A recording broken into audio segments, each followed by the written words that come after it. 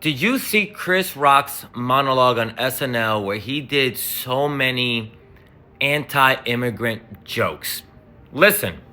So crazy Menendez brothers getting out of jail. Menendez brothers, yeah, getting out of jail just in time to get deported. Trump is going to deport their ass. You murdering Mexicans. This time is totally different. He's working with the number one African American in the world, the richest African American in the world, Elon Musk. Right? Nobody knows how to get rid of people like a South African. They got Elon. They're gonna put him on a rocket ship. Call it Space Max. J-Lo's gonna marry Ben again, just so she can stay in the country. I know she's not Mexican, but Trump don't know that. She's a big old Latin stew. You know, a lot less immigrants would come into America if you stopped paying them $700 million to play baseball. It's like Steve Cohen bought one Dominican for $700 million. Used to be able to get a whole bushel for that much. I know right away everybody's gonna be like, oh, you don't know how to take a joke, but that was disgusting.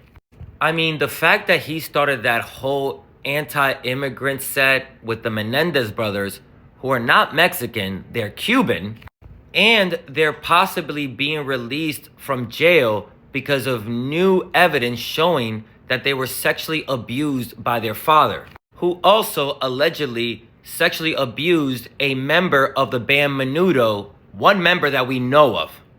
And then he goes on to talk about Elon Musk, a guy who was undocumented, basically broke the law. He himself should be deported, but he praises him, saying that he's going to build rockets to send Mexican people to the moon. And then going on to say, oh, Mexicans, Puerto Ricans, they're all the same. I know, with the J-Lo joke, he tried to say Trump doesn't know that. A lot of Americans don't even know that Puerto Rico's part of the U.S. And then saying that you're paying immigrants too much, like giving a Dominican $700 million to play baseball. Listen, I don't follow baseball like that anymore, but if he got that kind of money, I'm sure he deserved it.